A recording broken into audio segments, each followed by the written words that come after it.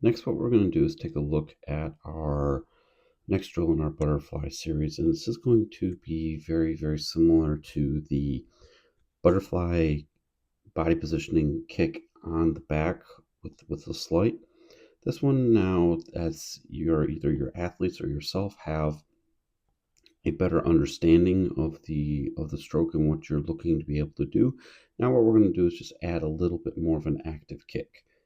To see the actual drill video, to kind of see this being a little bit more real time, we'd suggest looking at the comment section for just the drill video. That way you'll be able to see the video at more full speed and how much quicker the kick will actually be.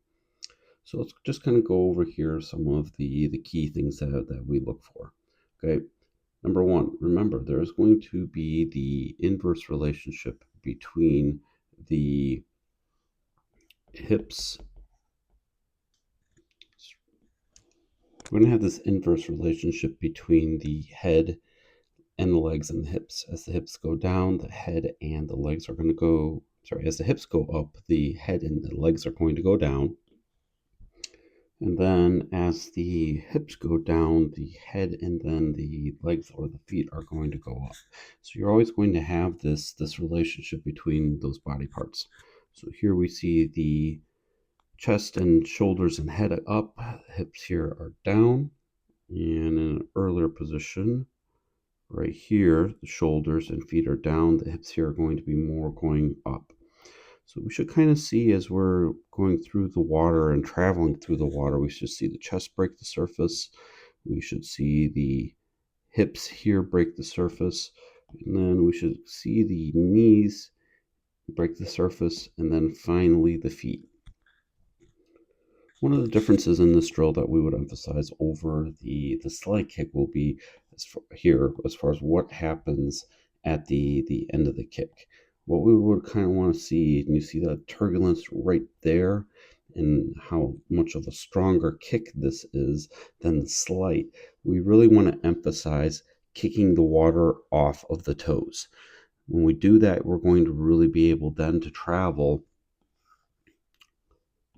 backward here or forward, however you want to look at it.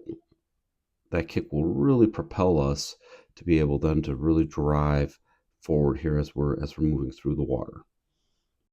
One area that we're going to really want to watch is that we don't have the knees be too bent. So you kind of see right here we've got just this angle between the knees as we're performing the kick. Now this is a really overall good spot for the knees to be in. Sometimes what we'll see athletes do is when they kick, it'll be the legs will go really down like this, and then we will see those knees then return up like this, kind of indicating that we have a kick really driven from the knees. The whole point of this is to really feel the flow of the kick as we're performing the overall movement. So we really just kind of want to see again that overall body position as we're moving through. And here our athlete has just that natural bend in the knee, which we really like. Head is staying in a relatively good position. We're going to have some pressing or some bobbing, some up and down movement, but we're not having any swaying or any other excessive movement. So this overall here is a pretty good example of what we would like to see. Now for younger swimmers, fins are a great tool for this. This will kind of really help enhance the feel of the water, so they should know what the kick on the legs are going to feel like. Here, now we mentioned the bend in the knees. Now this one, on our first kick, our athlete, the knees just are a little too deep. And you can kind of see here how the legs barely kind of break the surface right there. But look at the difference then on the second one. We kind of see then those hips drop a little bit and then the feet coming up. So there and right here we feel and see that water is coming off of those toes. So that's a really good job, and what you would kind of want to look for if you're doing your kick underwater. Now our athlete here, the amplitude of that kick, so kind of what we're talking about is like this.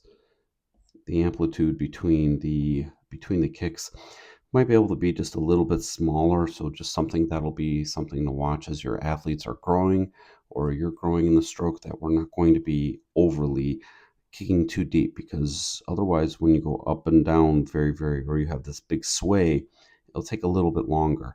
So you will find that the kick will be very powerful in this stage, but you've also got to have to be able to have it be quick. Taking a look, coming back, and again just highlighting some of the things we've already spoken about. So here we see just again good steady movement, head staying, going bobbing, not any swaying. We see the head, the knees, and then the feet, and break the water as we're moving through.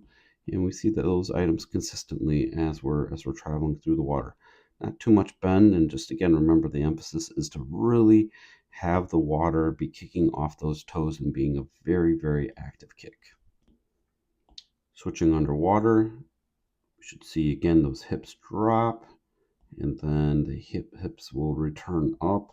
At this point, the chest and the legs will then go down, and then the opposite is true here. The chest and the feet are up, the hips are down, and we're traveling, and we can kind of see the feet going down here to return the kick up. So hopefully you found some really good, useful insight on an active kick and what we would look for. So common things again to look out for: that we don't have too much bend in the knees, and that the legs don't go too far down as you're performing this kick. If you like this video, be sure to drop a like and be sure to subscribe, as we have new videos coming out all the time.